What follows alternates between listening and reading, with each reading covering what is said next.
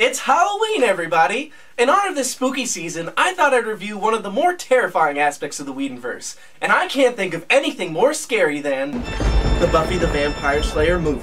Well, I can think of a few things. Horror Guru, get out of here! First, some background. Joss had been developing the Buffy concept during his writing stints on Roseanne and Parenthood. After shopping the idea around Hollywood, his script was eventually picked up by 20th Century Fox. However, the director rewrote the screenplay in order to put her own spin on the material. Frustrated by the mishandling of his creation, Joss eventually left halfway through production, and the final product was a box office failure. The film hasn't aged well either. It only has a 33% rating on Rotten Tomatoes, and Buffy fans and Joss himself tend to disavow the picture. Despite its bad reputation, is the Buffy movie really as bad as everyone says it is? Well, let me tell you that— Not again with the Buffy thing. Great, more interruptions, just what I needed. The show is already bad enough, and now we have to suffer through this too? Even you, who is a diehard fanboy, has to admit that this is a terrible movie. Wait, we actually agree on something? Wait a minute, I'm supposed to be the one who criticizes stuff. Well, I don't think it's that great either. Okay, so what are we supposed to do now? I guess we can review it together? So what exactly makes this a bad movie? Is it the one-dimensional characters, the cheesy dialogue, the blatantly obvious product placement? Let's dive in and take a look. Here's the Buffy the Vampire Slayer movie. We open on a medieval setting. A narrator establishes the mythology of vampires and the Slayer. Since the dawn of man, the vampires have walked among us, killing, feeding. The only one with the strength or skill to stop their heinous evil is the Slayer. Stop. Okay.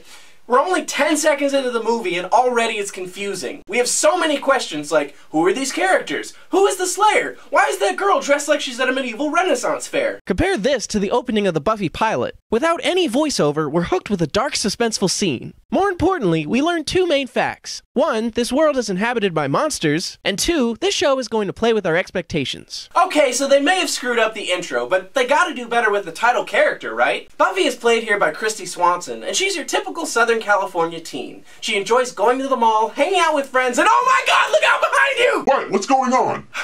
I thought that was a vampire. It's just Hilary Swank's horrendous overbite, thank God. Buffy eventually learns of her noble calling, and the movie chronicles her transformation from shallow airhead to powerful hero. Here's a fun tidbit. In the novelization of the movie, Buffy isn't even a natural blonde. She actually dyes her hair that color to fit in more with the popular kids. However, once she learns about her destiny, she starts to go back to her darker roots. Like her TV counterpart, Buffy has the typical Slayer powers, including enhanced speed, strength, and agility. She also has a distinct birthmark, which is the way the Slayer is identified in this universe. So remember, kids, if you have a bizarrely shaped mole, you might have been bestowed with the powers to fight the forces of darkness. Or you may have melanoma. She also has the ability to sense vampires with her vagina. I'm not kidding, she actually can detect vampires with her menstrual cramps. This whole cramping thing is really confusing. It seems like it would be more of a liability than an asset. Plus, who ever heard of using a vagina as a weapon? Ah, never mind! You might be able to say that her powers are cramping her style. Oh. Swanson is very capable as Buffy. She's tough, resourceful, and witty. However, we never really connect with her character. Swanson doesn't convey the angst of Buffy's dual life, and she lacks the depth Geller brought to the role. She comes off as more of a caricature than a real person. However, this is more a reflection of the project than Swanson's acting. Of course you can't have Buffy without her fanged foes. How did they fare in this movie? Like the show, the vampires in the film have the standard weaknesses: light, fire, holy water, and crosses. However, these vampires are a bit different. They don't transform when they feed, they have pointy ears, and they don't turn to dust when staked. This last element gives a really uncomfortable edge to the aftermath of the fight sequences.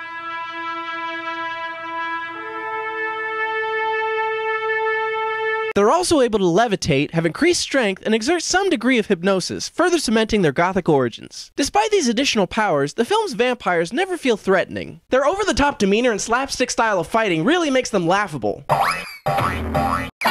No one in the movie shows any degree of terror when confronted by dire supernatural events. Oh my god. No, it's supposed to be like this.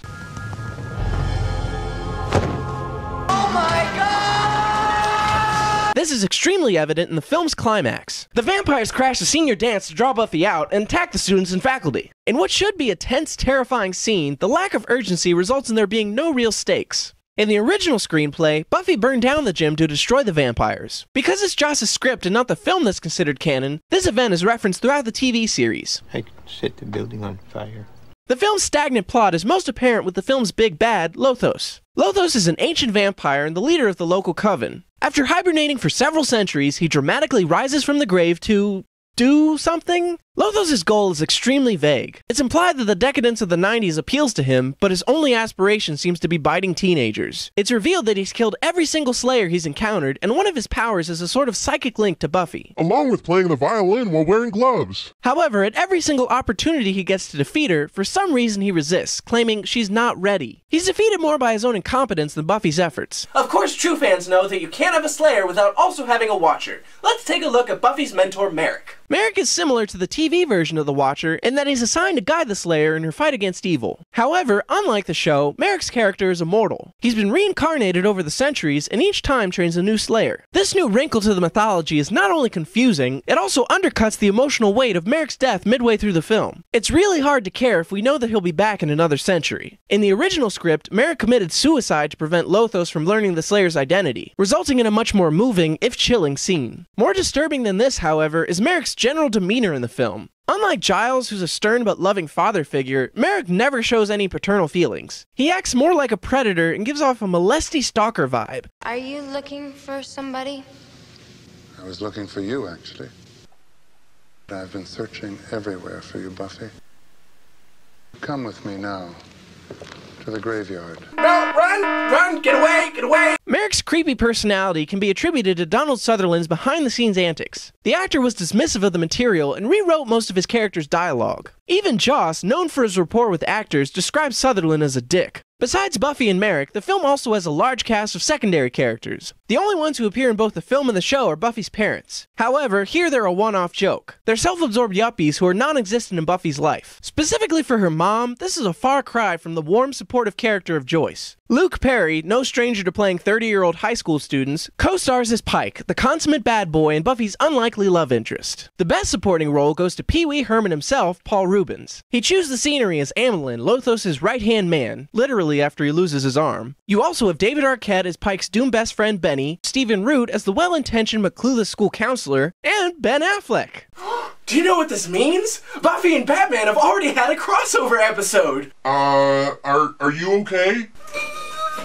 While they do all advance the plot, none of these characters are very memorable. They serve more to highlight Buffy's superficial life rather than developing their own identities. Plus, they're a far cry from the bond she develops with the Scoobies. If I had to use one word to describe the tone of this film, it would be campy. It doesn't know if it wants to be a clever satire or a horror film, and it fails on both fronts. The most jarring omission is the lack of Joss speak. Due to the rewrites, the characters lack his signature wit, and their dialogue is saturated with grating 90s slang. Bogus corn. God, a chill Get out of my facial. What language are you speaking? Unlike Joss's feminist-inspired vision for Buffy, the director interpreted the material as a parody of vampires. In Joss's own words, "I had written this scary film about an empowered woman, and they turned it into a broad comedy. It was crushing." The Buffy the Vampire Slayer movie overall is a bit of a disappointment.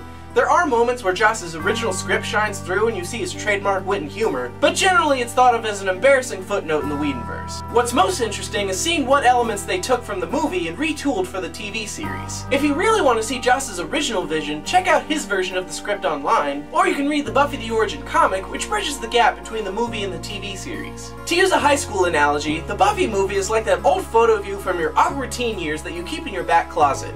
You don't look at it that often, but when you do, you're reminded of how awesome you would later become. Wow, that was surprisingly not too painful. I guess we can actually agree on some things. Yeah. Firefly's overrated. Oh my god!